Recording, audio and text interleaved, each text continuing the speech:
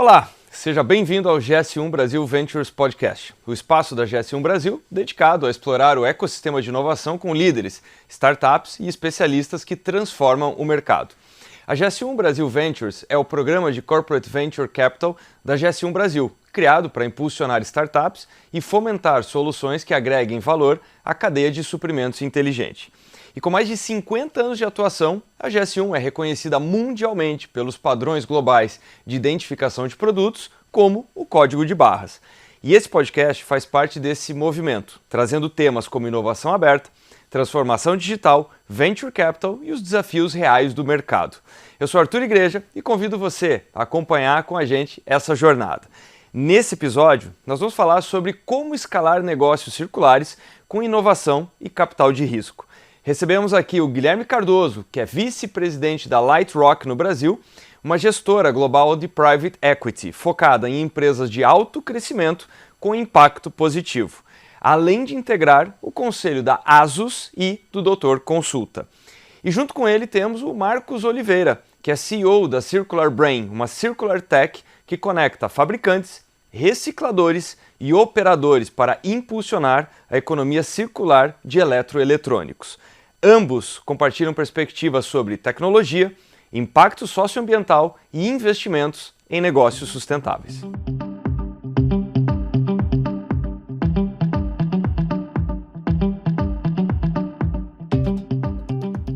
E esse tema é simplesmente incrível, eu sou apaixonado, mas eu acho que vale a pena dar uma contextualizada, então eu poderia falar rapidamente aqui o que é economia circular, mas tendo dois experts na área, eu vou pedir, inclusive, logo antes da nossa gravação, estávamos falando aqui, o Marcos falou que tem um exemplo perfeito, então conta pra gente, Marcos, o que é economia circular?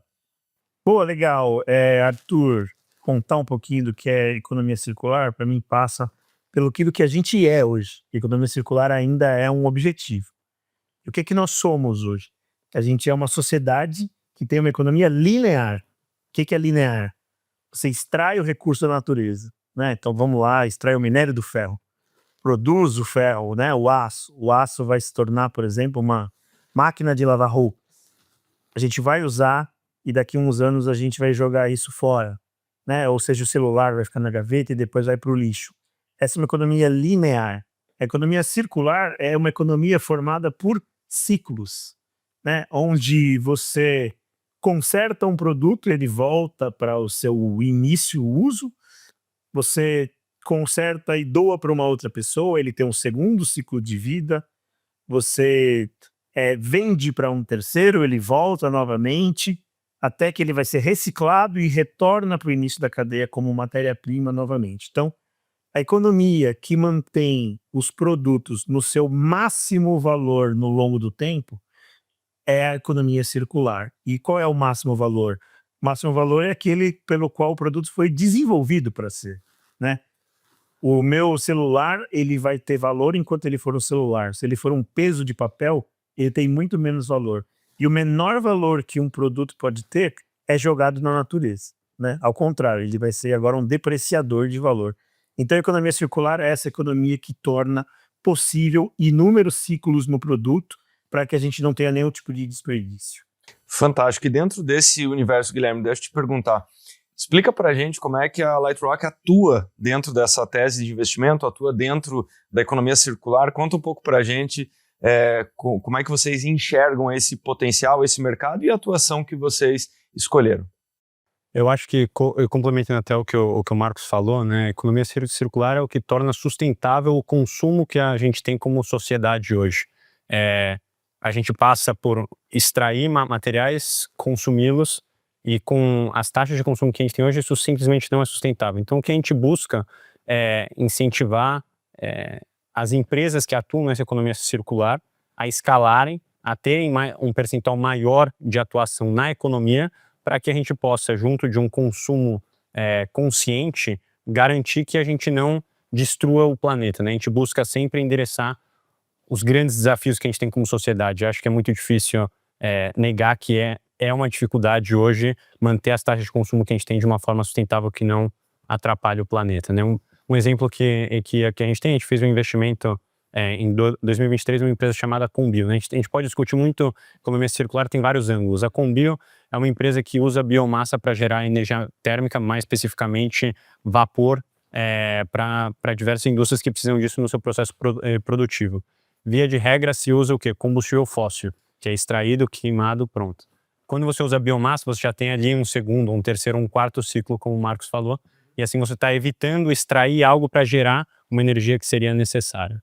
Fantástico. E Marcos, aproveitando, então conta pra gente o que é a Circular Brain, como é que vocês estão atuando com esse olhar de economia circular no mercado que imagino que não para de crescer, que é dos resíduos eletrônicos, né? Quer dizer, todos nós, só para contextualizar, algum tempo atrás eu vi um gráfico do que eram os itens que tinham equipamentos eletrônicos dentro de uma casa de família média americana nos anos 70.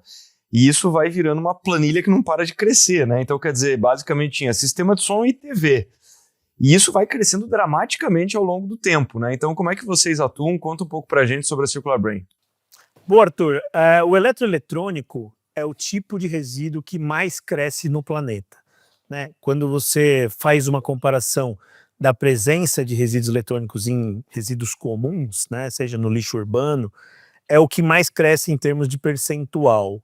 Obviamente porque, como você estava dizendo, no passado, talvez a minha televisão, a batedeira, o aparelho de som, que a gente estava contando um pouco do nosso interesse aqui por esse tema, porém hoje tudo passa pelo eletroeletrônico, né? Então a gente está falando desde o relógio, a gente está falando do celular nos nossos bolsos, a gente está falando da câmera, do notebook, as crianças hoje já nem mais usam o caderno, usam o tablet. Então, cada vez mais, a presença de eletroeletrônicos é comum no nosso dia a dia. E qual é a grande problemática que isso traz, né? O eletroeletrônico não descartado ou não retornando para o início da cadeia de forma correta, ele causa dois tipos de problema. O primeiro problema é a poluição. Se você faz um descarte inadequado, você vai causar uma poluição de uma contaminação ambiental. Por quê? Porque esses aparelhos, eles têm a presença de uma infinidade vamos dizer, de produtos ou de materiais que estão, vamos dizer assim, praticamente toda a tabela periódica presente dentro dos produtos. E a gente está falando de coisas que têm valor, como ouro, prata, paládio, cobre, metais nobres, e metais que hoje em dia são metais que fazem parte até de disputas geopolíticas, né, que a gente chama das terras raras ou os minerais críticos, né, que fazem parte da composição desses produtos. Eles podem ser dispostos na natureza de forma inadequada e serem contaminantes. Mas um segundo problema ambiental que é causado também é o desperdício do recurso, né? Quando você desperdiça esse recurso guardando na gaveta, na garagem, acumulando isso e não retornando isso para o início da cadeia, para cada coisa nova que a gente precisa comprar, automaticamente precisa haver uma exploração primária desse recurso natural da natureza. E a gente sabe muito bem que muitas vezes a indústria de mineração é uma indústria que vamos dizer assim, poluidora, de alguma maneira, né? Então a gente precisa evitar que isso aconteça. Então a Circular Brain nasce com esse propósito, né? Eu passei 10 anos sendo um reciclador de eletrônicos junto com a minha família. Eu abandonei um doutorado em neurociência que eu fazia na Irlanda, a minha formação é toda científica, né? Eu fazia um doutorado em neurociência, abandonei para ajudar a minha família num projeto de reciclagem. Trabalhei 10 anos com os meus pais, né, dentro dessa empresa, e aí nasceu a Circular Brain como uma plataforma digital que conecta recicladores ao redor do Brasil, similares ao que eu fazia. A gente conecta hoje vários recicladores no Brasil através da nossa plataforma, e esses recicladores estão conectados com a indústria e com os consumidores. Hoje a gente tem um grande número de clientes, né, de empresas que a gente implementa as soluções de reciclagem, coleta, logística reversa. Então hoje, se você tiver uma geladeira na sua casa que você já não vai consumir mais, porque você comprou uma nova e ela não tem a possibilidade de ser doada para alguém da sua proximidade, a gente faz essa coleta na porta da sua casa, independente em qual lugar do Brasil ela tiver. E a gente faz isso em nome dos fabricantes, da indústria brasileira. Então a gente nasce como uma empresa que cria soluções digitais para a economia circular, onde nosso primeiro produto assim que escalou, que cresceu, efetivamente são as soluções de logística reversa para a indústria. Fantástico, porque me parece que isso endereça. Quando você estava falando do item guardado na gaveta, eu tenho certeza que todo mundo que está nos assistindo aqui tem um ou muitos desses itens. Passa um pouco por aquela questão de o que eu faço com isso, né? Muitas pessoas só se dão conta quando vaza uma pilha, quando acontece alguma coisa, ou quando tem uma daquelas campanhas de arrecadação e tudo mais, de descarte, enfim. Então, quer dizer, equacionar isso, trazendo uma camada digital de conveniência, a pessoa rapidamente conseguir fazer isso é extraordinário, né? E aí eu queria te pedir, Guilherme, qual que do ponto de vista de investimento? O investimento sempre está buscando escala, está buscando a escalabilidade, a viabilidade, o crescimento e tudo mais. Como é que vocês buscam identificar iniciativas que têm mais potencial de escalabilidade, apesar de nós estamos falando aqui sobre tecnologia, né, que conecta tudo isso, mas não são teses de aplicativos pura e simples, né? Então, diferente de uma indústria de games ou qualquer coisa do tipo. Aqui nós estamos falando de uma indústria que é intensiva do ponto de vista de operação, de capital, de pessoas. Como que equaliza isso? A escalabilidade com a dificuldade de escalar? Eu acho que o próprio case da Circular Brain é interessante num ponto, né? O que o Marcos estava falando? A Circular Brain vai lá e pega a geladeira onde quer que esteja no Brasil. Como que esse mercado funcionava antes deles? Você tinha que colocar pontos de coleta, porque você tem uma regulação que obriga a ter pontos de coleta, que está escalando com base no número de cidadãos que existe em cada cidade, etc, etc. Imagina isso, você tem um ponto de coleta, você precisa ter, então, um ponto de coleta, um caminhão que vai para coletar de fato o que está lá. Agora imagina esse caminhão indo uma vez por semana, o custo disso. Claro. Agora imagina o caminhão indo e aqui estando vazio. E ele tem que ir toda semana, e aquele ponto de coleta por 4 semanas está vazio. Olha o tanto de ineficiência que você tem. Então, mesmo sendo uma indústria extremamente intensiva em operação, né, para não dizer capital, o Marcos usou algo que já está instalado via parcerias estratégicas, algo que já existe uma rede de logística já existente em parceiros para plugar no serviço dele, e aí aqui é um custo que já está na escala, um outro modelo de negócio, que já está na escala, que já tem um custo ótimo, frente a você ter um ponto de coleta e precisar visitar e muitas vezes ir lá visitar e ver que aquilo está vazio e ainda assim visitar. Eu fui pessoalmente para poder entender um pouco mais o que o Marcos estava falando. Em alguns pontos eu ia lá, você ia numa semana, você ia na outra, você via que tinha o mesmo celular ali. Uau. Assim, e o ponto de coleta ele estava e ninguém usava. Então assim, esse é um primeiro ponto, assim, como buscar a escalabilidade que você falou. Em casos assim, busque com modelos de negócio que já estão provados e você pode alavancar ele para algo alternativo, né?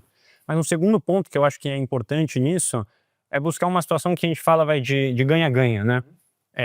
Então, se você faz alguma coisa que é ruim para um lado, né, e você precisa forçar isso, como você consegue garantir que tem uma escalabilidade? A gente pode discutir muito sobre isso, não vou entrar nisso agora, mas se você acha um modelo que é ganha-ganha, onde, cara, versus o meu status quo atual, inércia, e isso que estão me oferecendo, é melhor isso, se a gente consegue ter isso para as duas partes, esse é um modelo que escala com mais facilidade também. Perfeito, porque o que fica muito claro aqui, nós temos aqui uma lição de inovação, literalmente, porque você tem uma grande ineficiência, algo que toca muitas pessoas, né? Eu volto a dizer, todo mundo tem algum eletrônico, alguma coisa para dar fim, e não é só a questão ambiental, mas é uma questão operacional. O que faz com aquele item, né? As pessoas têm gavetas cheias de coisas, né? Então, como é que operacionaliza isso? Tem um atrito nessa experiência. E vocês usaram o modelo de negócio, tecnologia, e beneficiando também a indústria, porque deduzo que para muitas indústrias a logística reversa não seja algo trivial. Então, aí entra esse ganha-ganha que todo mundo está participando, né? O cenário regulatório, né, como o Guilherme estava mencionando, existe uma legislação no Brasil hoje que obriga o fabricante a criar essas soluções de logística reversa para o consumidor. Então, o consumidor não sabe muitas vezes o que fazer, então ele pode procurar o próprio fabricante do produto que ele possui. Mas todo esse processo passa por uma mudança de cultura. Muitas pessoas costumam guardar ou descartar de maneira inadequada. Então, a nossa solução completa passa por educação ambiental, né? Tem as obrigações da indústria de educação ambiental, comunicação. Então a gente tem um time hoje, a Circular Brain tem um time de 70 pessoas que estão acompanhando operações em grandes recicladores, que estão fazendo comunicação e educação ambiental, que estão dentro da plataforma digital, desenvolvendo o produto.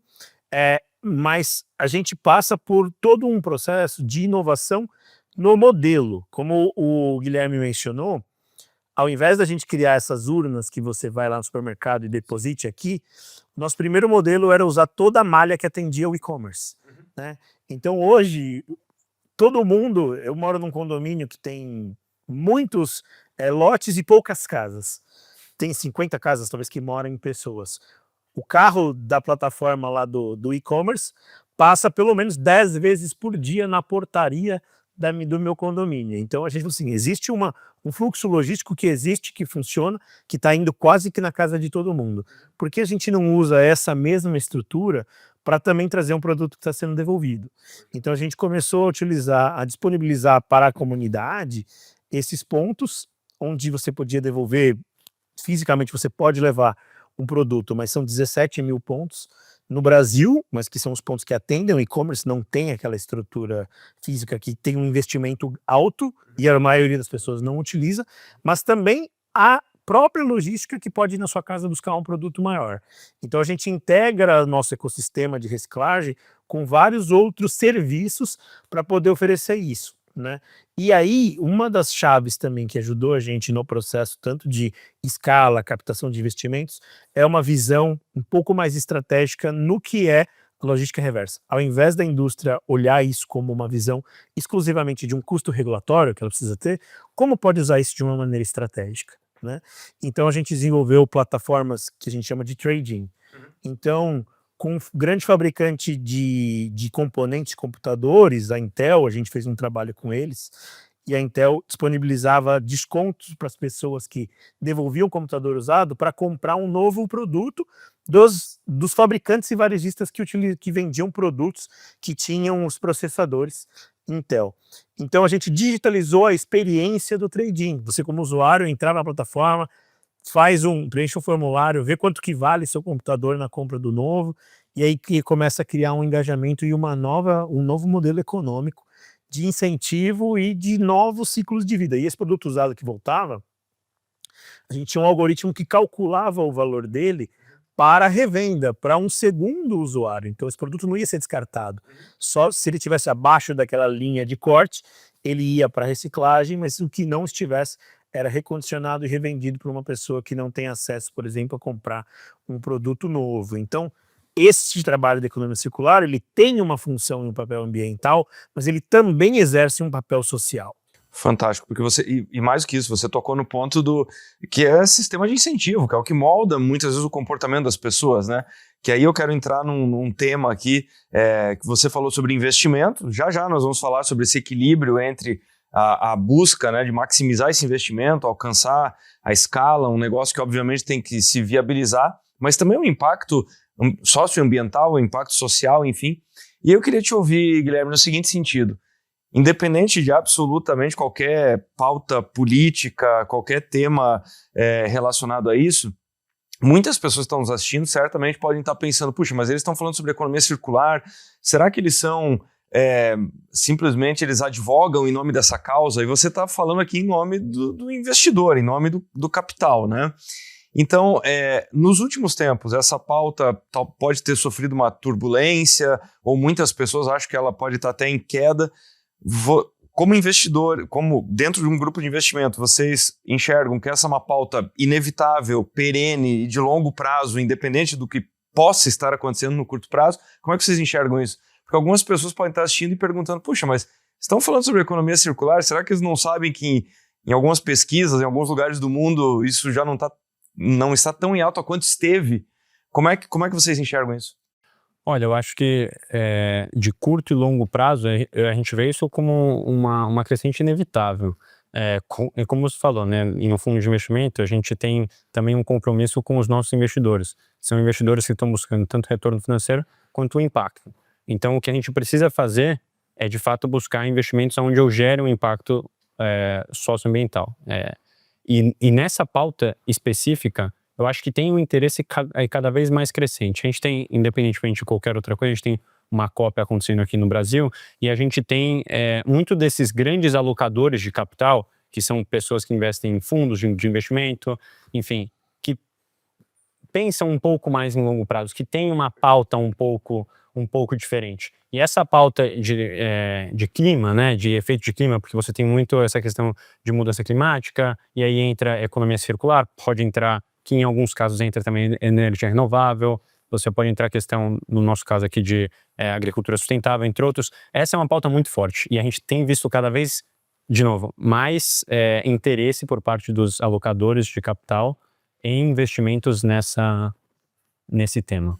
Fantástico. E aproveitando esse gancho, falando aqui sobre timing, porque estamos escutando aqui um case de um negócio que, enfim, é fascinante do ponto de vista de estruturação da ideia, né? E claro, da execução, obviamente. Mas eu queria te ouvir, Guilherme, em que momento que um negócio de impacto está pronto para receber esse investimento, esse aporte, essa aceleração? Porque muitas pessoas acham, por isso que é legal na nossa série aqui de podcasts esclarecer certas coisas, né? Alguns acham que o investimento ele vem só para viabilizar um negócio. Muitas vezes não é o caso, ele vem para dar uma grande guinada, uma aceleração, possibilitar voos muito maiores, né? Qual que é esse momento? Olha, aí existem diferentes mandatos de investidor, né? A gente vê o investimento de impacto como um E, não um ou.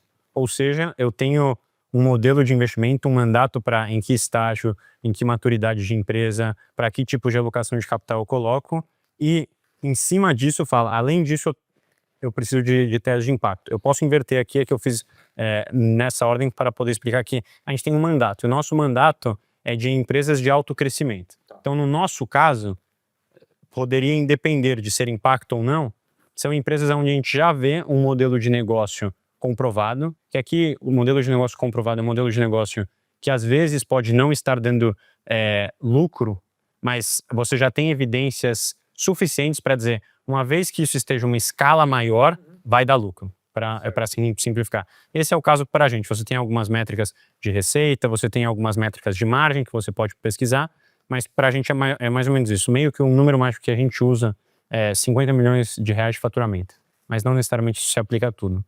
Mas, de novo, esse aqui é o nosso modelo de investimento. Tem investidores de impacto que estão em estágios anteriores. Então, aqui vale dizer, investimento seed, investimento série A, early stage ou mais growth como a gente. Então, acho que o fato de ser um investimento de impacto ou não, para a gente é uma necessidade, mas não é isso que vai determinar. Para a gente é 50 milhões de reais de faturamento, uma margem positiva, mostrando que uma vez em escala, dê lucro à companhia, né? Quer dizer, de novo, essa é a métrica que vocês usam, outros podem ter outras métricas, porque, de novo, nessa metáfora, nessa analogia aqui do voo, você tem desde a pequena escala, que a pessoa, de repente, pegou uma bicicleta até ela pegar o primeiro transporte, depois daquele transporte ela vai chegar no aeroporto e tem alguém que abastece o avião para levar ela muito mais longe, né? Então, tem todo esse encadeamento. Mas e aí, Marcos, eu queria te perguntar o seguinte, como é que eu achei fascinante que você contou essa história da sua família, da sua vinda da Irlanda, sua volta da Irlanda e tudo mais. Quer dizer, tudo isso está muito enraizado, é algo muito forte, muito presente, não foi algo que você identificou pura e simplesmente uma oportunidade de mercado e endereçou ela. Tem muito a ver com a tua história e com a história da tua família. Pergunta é, e como é que alinha essa cultura já ligada ao impacto, essa mentalidade, esse foco, mas ao mesmo tempo de forma equilibrada com a construção de um negócio aí sim ele se torna um negócio quase como outro qualquer, que precisa ter crescimento, precisa ter métricas, precisa responder aos investidores, etc, etc. Um negócio de impacto, ele é um negócio como outro qualquer, do ponto de vista da gestão. Gerir um negócio de impacto ou gerir um negócio que não é de impacto, em tese, é mais ou menos a mesma coisa. A grande diferença está no propósito com que as coisas são feitas, né? Ou qual é o que de positivo a gente pode gerar a partir daquilo. Independente, acho que trazendo um pouco da pergunta anterior, a economia circular, eu acho que ela está um pouco fora dos outros debates mais ambientais que a gente vê hoje no cenário, porque a economia circular, ela é algo que está atrelado a uma estratégia de cadeia de suprimentos, né? Então, assim, ela não é só uma estratégia de dizer quero causar um bem para o planeta, mas ela é algo necessário, independente se você crê que vai ter mudança climática ou que não vai ter mudança climática, independente disso, a economia circular é estratégica. E a gente vê que isso hoje está na pauta dos governos do ponto de vista geopolítico, porque no fim do dia todo mundo sabe que se eu não tiver cobalto suficiente, eu não vou ter bateria. E se eu não tiver terras raras, eu não vou conseguir produzir semicondutores para estar na frente da minha disputa pela inteligência artificial. Então, assim, o negócio de impacto é um negócio como o outro, porém, nas externalidades que ele gera externalidades positivas. Então, no fim do dia, eu não preciso ser um gestor menos dedicado, ou meu negócio pode ter uma margem de lucro menor porque eu sou um cara bacana. Não, muito pelo contrário. Eu em 2010, contando um pouco da minha história, você falou um pouco da história, a história da minha família passa muito por empreendedorismo. Eu sou originalmente da periferia da Zona Leste de São Paulo, nascido e criado na região de Itaquera ali, mas o meu pai sempre foi muito empreendedor, desde quando ele tinha o caminhão dele, abandonou, foi trabalhar com outras coisas. Depois que ele faliu a terceira vez, meu pai desistiu de empreender e arrumou um trabalho na área de sucata. Meu pai começou a comprar sucata para uma outra empresa ao redor do Brasil, e aí eu comecei a conhecer um pouco mais do que era o mercado de reciclagem, qual a dinâmica de tudo isso.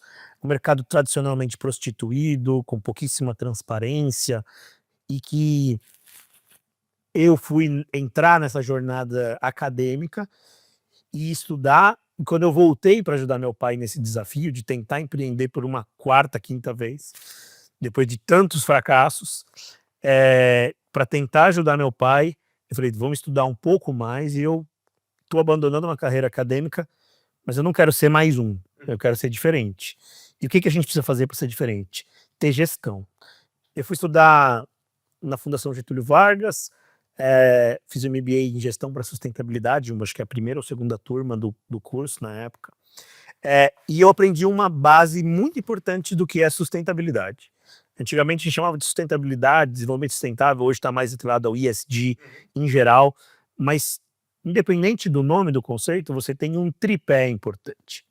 O tripé que a gente chama em inglês de Triple P, que é o People, Profit and Planet. Então, assim, você tem o People, você tem o Planet, mas você tem que ter o Profit. Então, assim, um negócio tem que ser viável independente disso, mas ele tem que estar alinhado com os benefícios ambientais e sociais. Então, quando a gente nasce a Circular Brain já nasce depois de muita experiência que eu vivi, 10 anos com a empresa da minha família, do que eu deveria fazer diferente para poder ser atrativo para os investidores. Desde a estrutura de capital social, né, que a gente chama de cap table, então desde cap table, o modelo de negócio, ser escalável, ser replicável, poder ser global. Então a gente focou em criar um negócio que fosse atrativo para que a gente pudesse atrair capital e então a gente conseguir fazer o impacto que a gente precisava. Então se você é um empreendedor de impacto, não acha que as pessoas vão exigir menos de você porque você é bonzinho. Vai ter o mesmo grau de exigência, mas entregando mais valor do que só o valor econômico também. Então, quer dizer, mas é muito importante desmistificar isso, porque muitos podem ler, né? É uma empresa de impacto, e elas acham que tem um asterisco, né? ou que tem um vírgula, mas, né? Em que a forma como as coisas são feitas, ou que as decisões são diferentes. Então, acho que é muito importante. Você acabou de desmistificar 2 pontos aqui. O primeiro deles a respeito do negócio em si, da gestão do negócio.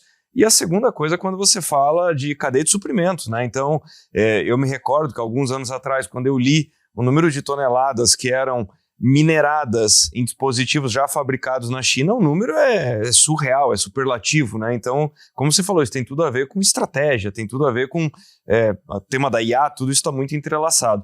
E aí, Guilherme, eu queria te ouvir o seguinte, a respeito de inovação aberta, startups, porque como vocês estão de olho nisso, como é que você vê esse papel da inovação aberta, desses ecossistemas?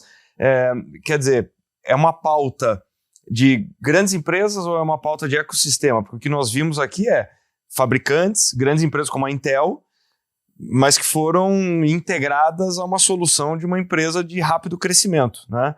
O quanto que você tem visto disso, de soluções muito inovadoras surgindo nesse mundo de startups? Olha, você começou até falando, né, que tipo de pauta que é isso. Eu vou até ousar dizer que é uma pauta nacional, né? Se você olha dados de investimento em startup, os Estados Unidos é de longe o país que tem mais investimento em startup. Se você pegar 10 anos atrás, eu ouso dizer que era tipo 90% do investimento global era nos Estados Unidos. Isso tudo foi uma estratégia que eles tiveram. Você passa muitos anos, acho que os fundos de investimento de venture capital começaram 50, 60 anos atrás. Você olha hoje, as principais empresas de inovação, de tecnologia do mundo onde estão, nos Estados Unidos. Então tudo passa por uma questão de ecossistema, por uma questão de você dar os recursos e o ambiente, os subsídios necessários para poder incentivar a inovação. Eu acho que isso é muito necessário. O Brasil, acredito que está dando novos passos rumo a isso. A gente tem visto muitos novos fundos, GS1, né, entrou agora nisso, enfim, tem muitas companhias, muitas entidades, tem muitas associações tentando incentivar isso. Então, a gente tem visto cada vez mais, sem dúvida nenhuma, e a nossa esperança é que aumente cada vez mais, porque o que a gente quer fazer como Lightrock é, de fato, poder apoiar, suportar com capital e muitas outras coisas as empresas que trazem inovações que melhoram a vida do planeta e das pessoas. Então, quer dizer, o que você está falando é que cada vez mais tem oferta de capital, talvez falte ter mais densidade, ter mais cases bem-sucedidos ou um número maior de startups para você ter uma amostragem maior. Por enquanto, nós temos cases espetaculares, mas, de repente, não na quantidade que seria necessária. Ou desejável. Pode ser visto assim, né? A gente pode ver que o Brasil teve um primeiro ciclo de cases bem-sucedidos, então, entre muitos outros, um Nubank, um Mercado Livre, e aí você começa a ter já uma segunda ou terceira geração de empreendedores bem-sucedidos, empreendedores que já fizeram algo, já tiveram seu exit e estão em uma nova jornada. Com isso, você vai melhorando a qualidade dos empreendedores, já sabem o que dá certo, o que dá errado, porque muito do que um fundo faz a gente tem X investimentos, eu estou vendo que tem uma empresa passando por um determinado problema e eu tenho outras 3 empresas que já passaram por esse problema, eu vou colocar esses caras para falarem com eles. Claro. E não sou eu que tenho experiência, eu não sou operador, eu vou colocar eles para falar. Então, quanto mais gente você tem que já passou por esses problemas, é melhor. Você vai para os Estados Unidos, você vê diversos, assim, mas é muito mais recorrente o número de empresas que são fundadas por empreendedores que a gente chama em série, né? Empreendedores que já estão numa segunda ou terceira jornada, que tem menos chance de erro, mais chance de êxito, e com isso você vai fazendo um efeito dominó, né? Então, sem dúvida. É isso. Para quem tem curiosidade e quer saber mais sobre esse tema, basta pesquisar a máfia do PayPal, né? Basta pesquisar o número de empresas que foram criadas a partir da segunda geração dos empreendedores e dos investidores do PayPal. Então, é um tema que vale a pena pesquisar. Marcos, deixa eu te pedir uma coisa. Você estava falando sobre cadeia de suprimentos, você estava falando sobre um mercado que carecia de transparência, que era muito confuso, para usar uma palavra gentil aqui. Daí eu queria te perguntar o seguinte, qual que é o papel de tecnologia de rastreabilidade? Porque nós estamos aqui dentro do podcast, né, da GS1 Ventures, tem tudo a ver com isso, então eu queria te ouvir, qual que é o papel de tecnologia de rastreabilidade para viabilizar tudo isso? Na verdade, é fundamental, assim, né? Durante a minha jornada na operação, né, como reciclador, eu pude observar inúmeras questões, eu como um operador de reciclagem, tentando buscar grandes clientes ou clientes, e a gente tinha dificuldade, e eu vi vários movimentos no mundo, grandes operadores passando por dificuldade, operadores mundiais, com esse ciclo de commodities e tudo mais. Eu achava que existia um gap importante nesse mercado de onde o valor estava, né? O valor da commodity, ele é um valor que ninguém controla, é um valor que é controlado pelo mercado, certo? A oferta, a demanda tem mais ou menos valor, e você pode ter um grau de exposição muito grande em determinados tipos de negócio. Mas eu sentia que o que mais faltava era a informação. Então, o mais importante, na minha visão, era onde realmente estava o valor, era na informação, no dado. E para isso eu precisava estruturar um modelo de rastreabilidade, Porque o que acontece? Imagina o seguinte, hoje o maior cliente da Circular Brain é a empresa Whirlpool, fabricante da Brastemp, Cons, tudo mais. Ao ela contratar uma solução de reciclagem, descartar um produto dela, por exemplo, se isso for descartado de maneira incorreta pelo operador, ela é responsável solidária daquele produto se ele causar um impacto ambiental, certo? Se eu contratar o Zezinho da esquina para descartar meu produto, seja o aparelho hospitalar, que pode ter césio, como a gente aconteceu no Brasil no passado, o impacto, né, a responsabilidade também é de quem contratou. Então a rastreabilidade me parecia um valor fundamental para reduzir o risco de quem estava tomando o serviço. Então o Circular Brain já nasce com o foco de sobre uma estrutura de rastreabilidade. O nosso software é um software que ele foi construído sobre um algoritmo de rastreabilidade, de alguma maneira, de onde a gente capturava a informação do que um produto eletroeletrônico se tornou. Porque diferente de um resíduo, imagina uma latinha de refrigerante. A latinha é composta 100% de alumínio, basicamente. Então, alumínio é alumínio. O eletroeletrônico, você tem ouro, prata, paládio, cobre, plástico, vidro, ferro, alumínio, bronze. Você tem uma infinidade, bateria, tem coisa contaminante, tem coisa que é valiosa. Então a gente tinha que criar uma estrutura onde a gente entende que esse produto se tornou inúmeras frações diferentes, mas todas elas foram descartadas de maneira correta. Eu não aproveitei só o que tem valor e joguei o que é contaminante no rio. Então essa estrutura é a nossa base. E aí a gente conecta tudo isso dentro de um sistema de gestão para empresas de reciclagem, gerenciadas por códigos de barras, por códigos 1D, por código 2D, por código 3D, então dependendo de como a gente vai desenvolvendo dentro de alguns padrões, por exemplo, que a gente conhece, o GTIM, outros códigos aí que a própria GS1 desenvolve. Inclusive a gente tem uma parceria, inclusive, com a GS1 para um projeto novo aí que a gente está trabalhando, que usa a parte de codificação também para tentar integrar um pouco mais já com a indústria. Fantástico. Guilherme, deixa eu te pedir o seguinte, muitos podem estar assistindo e se perguntando, estamos falando aqui sobre impacto positivo, tudo isso é muito bom, mas voltando aqui na rastreabilidade, na transparência, no valor do número, pergunta é, como é que a Lightrock mede e acompanha esses impactos? Quais são as principais métricas? O quanto que isso é definido no dia zero e passa a ser acompanhado e monitorado?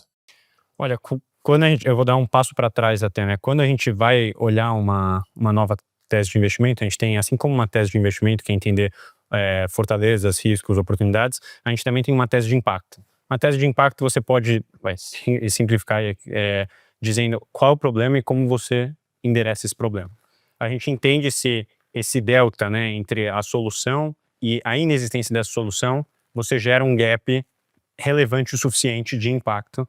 E aí, então, essa é o que a gente chama de teoria da mudança. A partir disso, você precisa associar a KPIs, né, específicos. Então, por exemplo, em um case como o da Circular Brain, você diria quantas toneladas de eletroeletrônico foram evitadas serem descartadas em aterros, um exemplo. Se você for falar em teses de saúde, você pode falar aí vai depender, você pode falar quantas pessoas tiveram uma cirurgia bem realizada, quantas pessoas tiveram uma consulta bem realizada, quantas pessoas estão sendo acompanhadas, e aí vai depender do tipo de negócio. Mas sim, desde o começo, a gente precisa ter a teoria da mudança e a gente precisa garantir que ela é mensurável. Sem a mensurabilidade, a gente não consegue conectar isso e comprovar que o impacto está sendo gerado. Então, sim, desde o começo isso é determinado, porque isso é necessário, assim como para um fundo de impacto como nós, aí sim, ter também a tese de investimento, também a tese de impacto, garantir que ela é mensurada. A tese de investimento você acompanha ela como? Com os retornos financeiros que estão sendo gerados, a tese de impacto a partir de um aumento do número desses KPIs que foram determinados para investimento. É muito bom, porque eu me lembro que pelo menos há 10 anos atrás, não só dentro desse segmento aqui, mas no Vale do Silício passou-se a usar cada vez mais impacto como mensuração mais ampla, né? Antes e depois daquilo aplicado, né? Então ajuda a construir todos os demais indicadores, então é um negócio super importante. Então no nosso bloco final aqui, infelizmente, mas aprendi muito durante esse episódio, mas é claro que eu tenho que perguntar sobre tecnologias emergentes, né? Todo mundo falando sobre inteligência artificial. Marcos, você mencionou em algum momento que por exemplo, quando a pessoa está entregando um notebook, um eletrônico, inclusive é um algoritmo que ajuda a identificar, a calcular o valor disso. Aonde que a IA entra nessa história? Como é que ela pode desbloquear ainda mais valor e que outras tecnologias emergentes estão potencializando a economia circular? Boa. Essa é uma ótima pergunta e a gente fica olhando ela constantemente, né? Como líderes da empresa, né? O nosso time de gestão, a gente fica olhando como esse mercado vai evoluir no futuro, né? A gente hoje já tem uma área de dados estruturada que a gente está pilotando alguns modelos, né? E eu acho que antes da gente entrar no IA, o modelo que a gente vem, algo que a gente vem apostando já há um bom tempo, é o que a gente chama de passaporte digital de produto, né? Digital Product Passport, que na verdade basicamente é tokenizar os novos produtos, todos que saem da fábrica, para a gestão do ciclo de vida, né? E aí em cima dessa tokenização, que é o trabalho que a gente vem desenvolvendo aí com o pessoal da GS1 participando com a gente no projeto, também passa por, a partir do momento que você consegue padronizar os produtos, mas também engajar mais o consumidor nesse processo do gerenciamento do ciclo de vida dos produtos, quais são as informações que a gente consegue agregar juntamente com a inteligência artificial podendo fazer essas análises para nós, né? Quanto tempo de uso vai ter um produto, qual é o perfil do consumidor que vai consumir o produto A, B, C, porque um exemplo que a gente tem no nosso processo de trading de computadores, a gente tem o perfil de quem devolveu, o que devolveu, qual produto devolveu, quantos anos de uso tinha, qual que é aquele perfil de produto, se ele é um produto high-end ou low-end, se é um produto, quantos anos de uso. A gente sabe o que ele devolveu e sabe o que ele comprou. E eu sei quem comprou o produto usado que essa pessoa devolveu, qual é o perfil, então quem compra um produto com 1 ciclo ou 2 ciclos de vida, quem compra um produto novo, para quê? Para que possibilite ao longo dos anos a gente também passar por um modelo, uma mudança de modelo de negócio, porque as estratégias que levam para a economia circular, elas não são estratégias focadas especificamente no reuso ou na remanufatura e na reciclagem dos produtos, mas passam muito pelo modelo de negócio e a forma que as pessoas interagem com os produtos. Então pensa assim, se eu sou um fabricante de eletroeletrônicos, que eu fabrico uma lavadora, se essa lavadora tiver um ciclo de vida que não seja tão longo e que eu vou ter que vender uma nova lavadora daqui a 10 anos para esse mesmo consumidor, e eu for olhar a venda do produto como meu foco principal, eu preciso aumentar o meu número de vendas, certo? Vamos imaginar que essa mesma empresa passe por uma mudança conceitual no modelo de negócio dela e ela passe, ao invés de vender commodities com valor agregado, ela passe a prestar o serviço de lavar roupas. Se ela fizer isso, esse produto, ao invés de durar menos, ele deveria durar mais. Porque se ele durar mais, ele tiver menos manutenção, ele vai ter o retorno sobre aquele ativo ampliado no longo do tempo. Então, o retorno do investimento, ele deixa de ser o retorno sobre a manufatura e passa a ser o retorno sobre o ciclo de vida do produto ao longo do tempo. Então, se eu fizer um produto que vai durar 2, 3, 4 ciclos antes de ser reciclado, ele vai ter um lifetime value ou product lifetime value por um período maior. E isso eu consigo controlar a partir de inteligência, perfil de consumidor. Então, a gente vem olhando muito o aspecto da IA para fazer esse tipo de análise. Qual é o produto, de onde está, qual a distribuição, qual o perfil de consumidor, como ele vai ser para viabilizar a economia circular no longo prazo. Não, e é fantástico, isso impacta projeto, design, em tudo, toda a cadeia do produto, eu digo, do consumidor para trás também, né?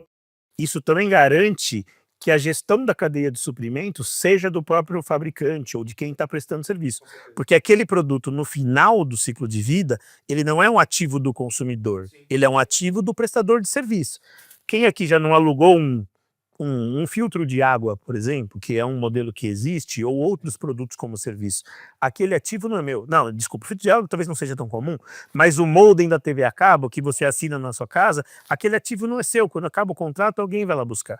Se isso é da gestão do fabricante, ele pode garantir que isso retorne para o início da cadeia, como matéria-prima para continuar produzindo novos produtos. Não, isso foi agravado durante a pandemia porque muitas empresas viram que tiveram quebras nas suas cadeias de suprimento e que era um ativo valiosíssimo poder garantir isso, né? E para isso, só você perguntou de tecnologias emergentes. Aí entra, além do IA, entra blockchain. Claro. E aí entra a tokenização, outras tecnologias que viabilizam esse tipo de modelo. IoT, porque como que eu vou controlar se aquele produto está ou não fazendo os ciclos corretos? Então, IoT, blockchain, inteligência artificial, tudo isso passa para esse novo modelo econômico. No momento que você mencionou tokenização, eu estava lembrando não só de logística, mas daquele caso que ficou muito conhecido, do caso do Walmart, que quando alguém perguntou como é que vocês estão enxergando rastreabilidade e tokenização? Eles falaram, mas como assim? E daí alguém entrou numa loja, pegou um tomate e falou, imagina que esse tomate vai contaminar e vai causar uma doença terrível. Em quantos minutos você consegue me dizer de onde ele veio para você conseguir provar toda a cadeia? E eles levaram dias para tentar pegar aleatoriamente numa loja e fizeram um super investimento em rastreabilidade, tokenização, então isso é fundamental. Guilherme, você falou em algum momento, quando eu te perguntei sobre crescimento do número de startups, investimento e tudo mais, você falou, olha, é um movimento que tem a ver com o país, temos a COP, né, acontecendo no Brasil, você mencionou alguns movimentos nacionais. Te pergunto, com essa visão global que você tem e também de diferentes territórios, como é que você está vendo a economia circular não só no Brasil, mas a possibilidade do Brasil não só se integrar mais internacionalmente, mas aproveitar algumas das suas vantagens naturais, como no aspecto energético e tantas outras que nós temos, para de fato, como alguns apontam, que essa pode ser uma grande oportunidade nas próximas décadas, o fato do Brasil ter uma matriz invejável e N outros fatores. Como é que você primeiro vê o Brasil com potencial de protagonismo e o que falta para isso, para se integrar mais e para aparecer mais? Olha, eu acho que o Brasil tem um potencial astronômico nisso. O Brasil é autossuficiente em várias coisas e poderia se tornar autossuficiente em praticamente tudo. Tudo passa por uma política nacional de incentivo. Eu acho que o que o país tem dado esses passos uma jornada que tem tanto público quanto privado, e o que a gente tem que fazer do ponto de vista privado, fazer o que está ao nosso alcance, né? Eu acho que nesse sentido, a hora que você traz capital de fora para o país, então, no final do dia a gente é uma gestora global com sede em Londres, e vem e traz capital daqui, a gente tem investidores do mundo inteiro, a gente de certa forma está ajudando a incentivar isso. Então, a gente, assim como diversos outros fundos, tentam fazer a sua parte, tentam ver essas oportunidades e alavancar elas, dar o capital para que elas possam escalar e trazer conhecimento que se tem de fora, né? Você trouxe um pouco o aspecto global, a gente tem muitas coisas a aprender de fora, que já iteraram muitas vezes, e trazer um pouco mais mastigado para, putz, ok, a gente não precisa sofrer tanto quanto aquela região sofreu, já vamos vir com isso aqui mastigado. E tentar fazer isso com a iniciativa privada, e se tiver uma iniciativa pública que incentiva, ainda melhor. Fantástico. Melhora o ambiente e impulsiona isso. Para fechar, pergunta de bate-pronto para os dois. Marcos, quais são os próximos passos? Aonde vocês estarão em 2030? Qual o futuro? Reassistindo esse episódio daqui a 5 anos, quais são os planos? A nossa jornada, né, a Cicorbem nasceu junto com a pandemia, exatamente no início de 2020, então são mais ou menos 5 anos, 2030 são mais 5. Eu acho que o que a gente construiu até aqui, que é muita coisa, não está nem perto do início do desenvolvimento, né? A Cicorbem, como eu falei, a gente quer ser uma solução de economia circular para a indústria. Para a indústria, para os produtos, gestão de ciclo de vida. Eu não quero ser um fornecedor que atende um requisito regulatório. Sou um fornecedor estratégico, que dá inteligência, que cria valor para os nossos contratantes, né? E ampliar a nossa base. Eu quero, honestamente, estar em 100% dos produtos eletrônicos do mundo inteiro, gerindo o ciclo de vida dos produtos daqui 5 anos, quem sabe. Fantástico. E Guilherme, para fechar, nós falamos muito aqui sobre modelos de negócio, nós falamos sobre panoramas macro, mas agora falar sobre a coisa que talvez seja a mais importante na hora de fazer o investimento. quais são as características das pessoas? Quando vocês avaliam não só os slides, as planilhas, mas quando vocês avaliam a conversa e os olhos das pessoas, o que mais chama atenção? Olha, eu acho que para cada setor, para cada modelo de negócio, você vai ter algumas características específicas, mas se eu pudesse trazer duas que são, enfim, que são aplicáveis para qualquer tipo de empresa, acho que uma é você precisa ver o brilho nos olhos, porque se a gente está falando aqui de escalar alguma coisa, disruptar um mercado, inovar, você precisa ter uma paixão por aquilo para, às vezes, ser um pouco irracional e fazer coisas que pessoas racionais não fariam. E um segundo ponto, eu acho que é a capacidade de execução, né? No nosso estágio no estágio que a gente investe, a gente pode se dar o luxo de já ter um pouco de tração, onde a gente pode olhar. Uma coisa que eu adoro é conhecer as pessoas antes, para ver se tudo que ela tem se proposto a fazer, ela tem feito. Por quê? Porque assim você consegue ver de fato a qualidade da execução dela, se ela muda muito de plano, se ela chega eu falei que eu ia por aqui, eu vou por ali, eu falei que ia alcançar tanto, alcancei tanto, e ela tá sempre só dizendo, não necessariamente aplicando. Então, se você vê uma pessoa com brilho nos olhos e que está se propondo a fazer alguma coisa por ano após ano, faz aquilo, você consegue acreditar muito mais naquilo que ela está te vendendo para daqui a 5 anos. É absolutamente fascinante, porque você falou duas palavras que podem parecer contraditórias, de um lado uma certa dose de racionalidade e do outro coerência. Então, mas um empreendedor de sucesso é exatamente isso. Eu só quero agradecer vocês dois, agradecer a conversa.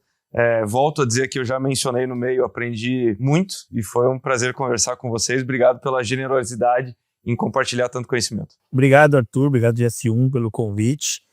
E o Guilherme falando passa um filme na nossa cabeça, né? As irracionalidades que a gente deve fazer muitas vezes. Mas é isso. Eu agradeço muito aí pelo convite mesmo. Maravilha. Obrigado você, Arthur. É um prazer aqui estar nesse palco aqui com o Marco. Maravilha. Pessoal, espero que vocês tenham gostado. Como sempre, compartilha, manda esse conteúdo para mais pessoas e espero que você tenha visto não só esse episódio, mas também os episódios anteriores. Nos acompanhe em todos os perfis aí nas redes sociais para que você possa continuar vendo conteúdo com esse nível, que tem esse nível de transformação, que são cases, muito conhecimento e muita coisa aqui no nosso podcast. Até a próxima.